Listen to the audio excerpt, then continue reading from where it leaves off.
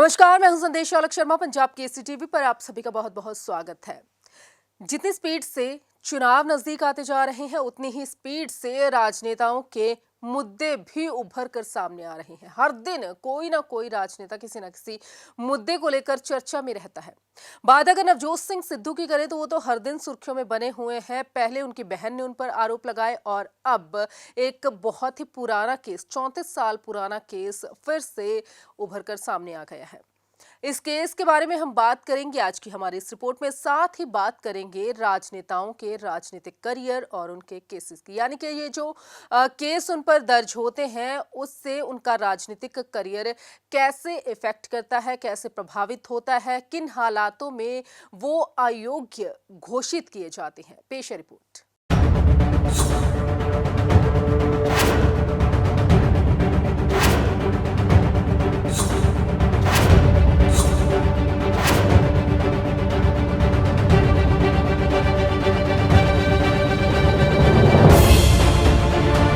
जैसे जैसे विधानसभा चुनाव नजदीक आते जा रहे हैं, वैसे वैसे ही हर दिन एक के बाद एक नेता नए पुराने केसों में घिरते जा रहे हैं। जहां कुछ ही दिन पहले नवजोत सिंह सिद्धू की बहन ने प्रेस कॉन्फ्रेंस कर उन पे कई तरह के पारिवारिक आरोप लगाए, तो वहीं अब 34 साल बाद फिर से उनका केस चर्चा में है, जिसमें उन पर गैर इरादतन हत्या का मुकदमा दर्ज है। क्या है ये मामला? ये मामला एक दो नहीं बल्कि 34 साल पुराना है। रोड रेस का ये मामला है। मामला 27 दिसंबर 1988 का है। मामले के अनुसार नवजोत सिंह सिद्धू का पटियाला में कार से जाते समय गुरनाम सिंह नाम के एक बुजुर्ग से झगड़ा हो जाता है। आरोप है कि गुस्से में नवजोत सिंह सिद्धू ने गुरनाम सिंह को मुक्का मार दिया, जिसके बाद उनकी मौत हो गई थी। पटियाला पुलिस ने सिद्धू और उनके दोस्त रुपिंदर सिंह के खिलाफ गैर इरादतन हत्या का मामला दर्ज किया था। निचली अदालत ने किया बरी। साल 1999 में सेशन कोर्ट से सिद्धू को राहत मिली और केस को खारिज कर दिया गया। कोर्ट ने कहा था कि आरोपी के खिलाफ पक्के सबूत नहीं है और ऐसे में सिर्फ शक के आधार पर केस नहीं चलाया जा सकता। लेकिन साल 2002 में राज्य सरकार ने सिद्धू के खिलाफ Punjab and Haryana high court में अपील की।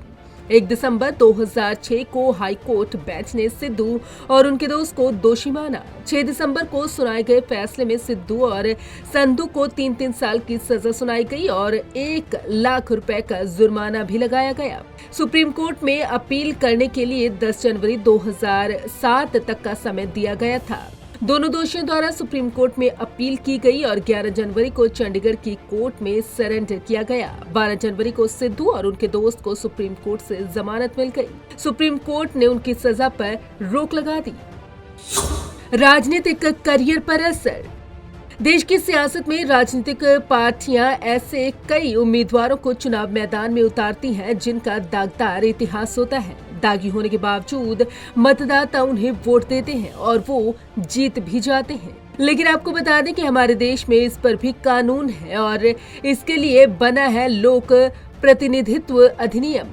जन प्रतिनिधित्व अधिनियम 1951 की धारा 8 दोषी राजनेताओं को चुनाव लड़ने से रोकती है, लेकिन ऐसे नेता जिन पर केवल मुकदमा चल रहा है वो चुनाव लड़ने के लिए स्वतंत्र हैं।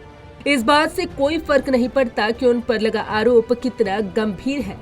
इस अधिनियम की धारा 8 1 और 2 के अंतर्गत प्रावधान है कि यदि कोई सांसद या फिर विधायक हत्या, बलात्कार, अस्पृश्यता, धर्म, भाषा और क्षेत्र के आधार पर शत्रुता पैदा करना, भारतीय संविधान का अपमान करना, प्रतिबंधित वस्तुओं का आयात या निर्यात करना, आतंकवादी गतिविधियों में शामिल होना जैसे अपराधों में लिप्त होता है तो उसे इस धारा के अंतर्गत अयोग्य माना जाएगा और 6 साल की अवधि के लिए अयोग्य घोषित किया जाएगा।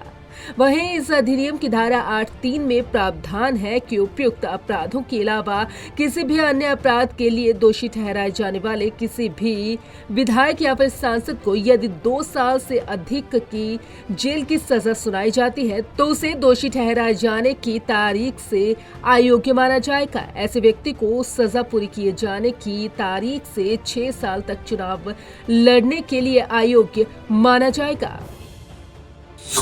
बहन भी लगा चुकी आरोप। इससे पहले नवजोत सिंह सिद्धू के खिलाफ उनकी एनआरआई बहन सुमन टूर भी गंभीर आरोप लगा चुकी है। उनका कहना था कि पिता की मौत के बाद सिद्धू ने मां की देखभाल नहीं की। उनकी दिल्ली में रेलवे स्टेशन पर लावारिस की तरह मौत हो गई।